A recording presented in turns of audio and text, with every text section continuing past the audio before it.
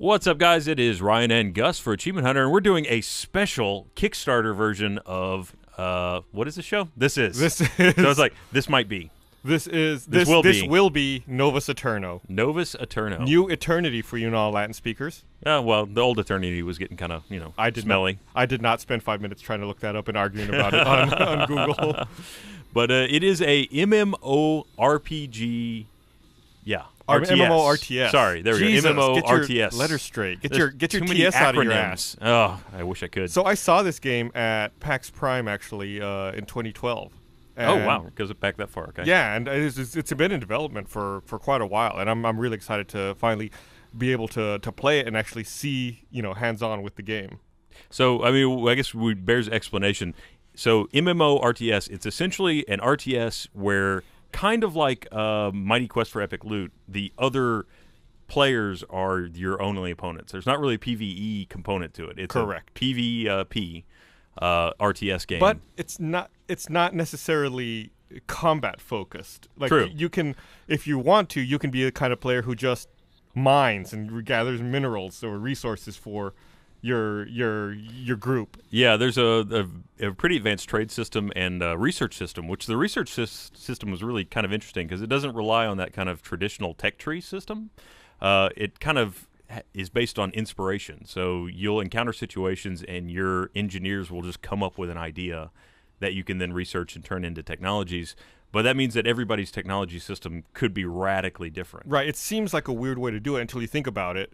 They don't want, or you don't want your first adopters to have an insurmountable lead over everyone else who ever plays. So doing it this way, since it makes everyone's tech tree so different, there's really no real advantage to starting first. Yeah. You may develop a wildly more advanced technology by accident that is desirable for other players around you. Right. So it's got kind of a 2D ground RTS element where you build structures on your planet, and those allow you to build things, ships that you can fly out into the universe with. So, like on top of what I said, you could, if you wanted to, you could just mine resources. You could also be just a manufacturer type player where you just have like really advanced factories and you just churn out ships for your friends and your allies. Yeah, the building part of that is really interesting because every ship requires certain parts, and I'm showing a little bit of shipbuilding here where you're putting components individually into a ship, and those components are manufactured before the ship is manufactured. So you could be someone that just makes components and trades them to other players, and they put those components in their ships. Could you be like Watto from Star Wars Episode 1 and just be like a junk trader? Like, and immune to Jedis. You just collect all the ships that like get blown up and fall to the planet? That's what I want to play. Well, absolutely you can do that. Why not? Hopefully we'll see that. We'll see the Watto class by the time the game comes out. But you can, build your empire, go out and conquer other planets. This is a little video of me trying to conquer a planet that someone else owns, only I forgot that it has a shield, so all of my ships are destroying themselves on it. And that's one of the things I guess we should talk about. Since it's an MMO, if you log off, you don't run the risk of losing everything necessarily. Right. Your core planets are protected by shield that is very difficult to overcome. Right.